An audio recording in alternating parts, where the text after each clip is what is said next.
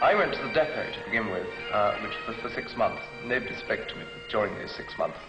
And then I went to Wellington Barracks, where I hoped everyone would speak to me, but also nobody spoke to me there for a further 6 months. So in fact, I had a total year of silence to begin with. When I first joined, what I used to look forward to more than anything else was in fact going away on Windsor Castle Guard, which was in fact in the height of summer.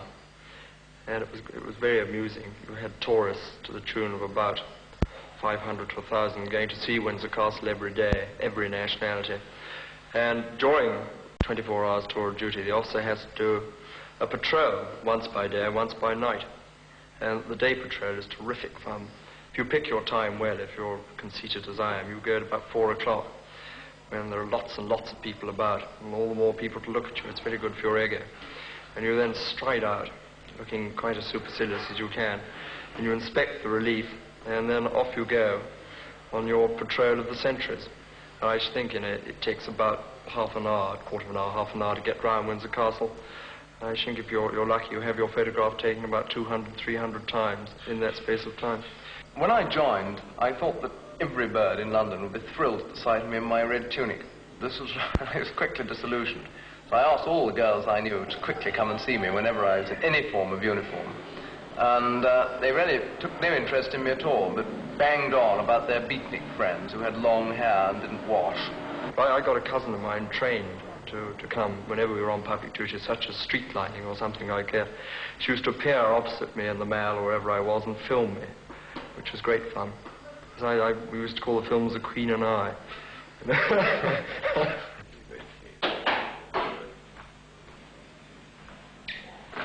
Thank you very much, Black Major. So, slunge indeed.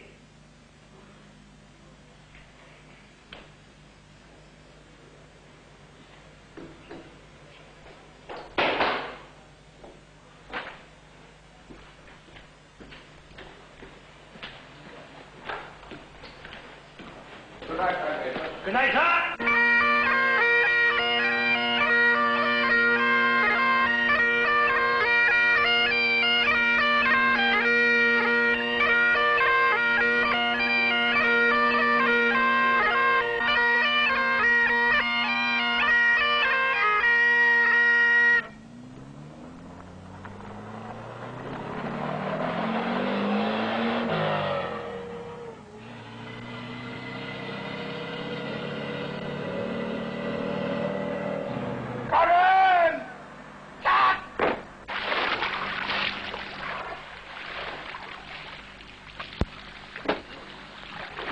I think people are rather inclined to go on the impression that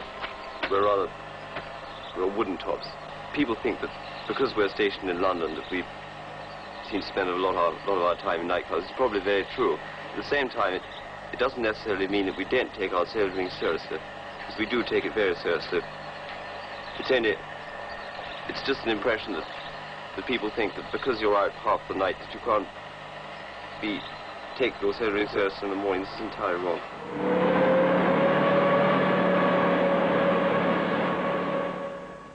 Right, gentlemen, the weekly briefing. First of all, the enemy orbit. As before, the irregulars are scattered throughout with these regular Indonesian forces. It makes it a great deal easier if there is a social gap. Because I think the troopers are, as they don't really understand, as you come from a different world to the world that they come from, and the fact that you're put in command of them, it makes it much easier because you are different.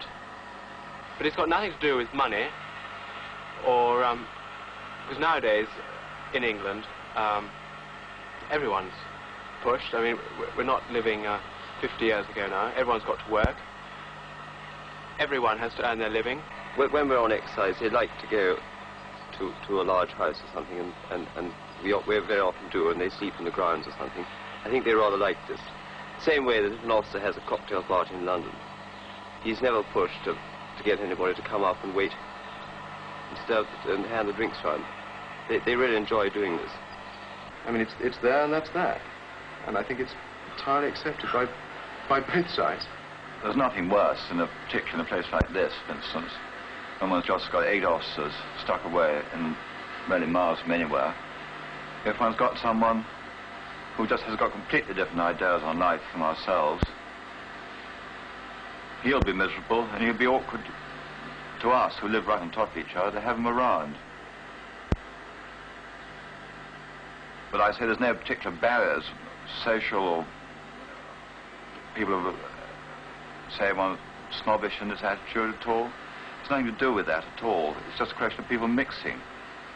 And you can get somebody who's a millionaire, titled person, whatever he may be. He may not fit at all there. And then when we don't want him, we don't want to see him.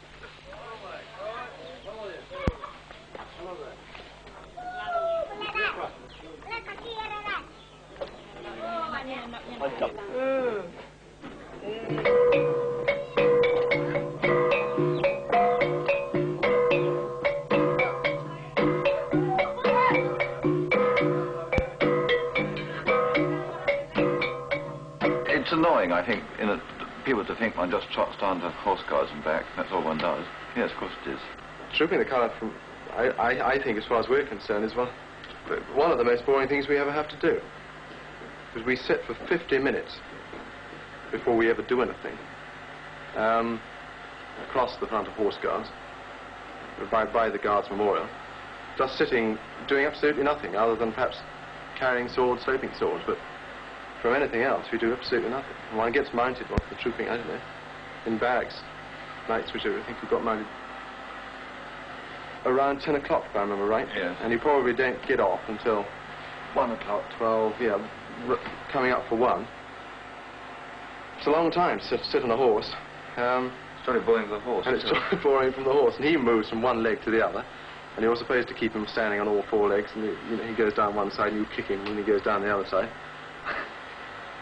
I think it's very boring.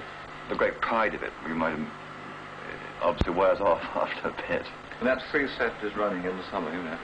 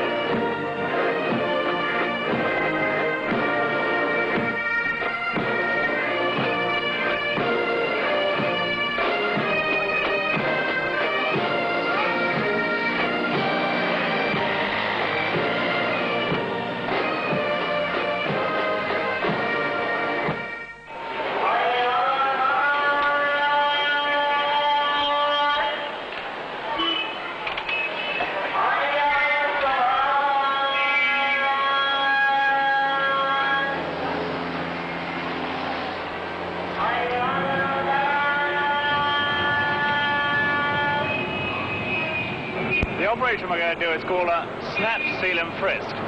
We do it in order to try and catch terrorists who are going to throw grenades, going to shoot someone. One of the things, of course, you had to be jolly careful about in this part of the world is women, because of the Muslim law. Stop!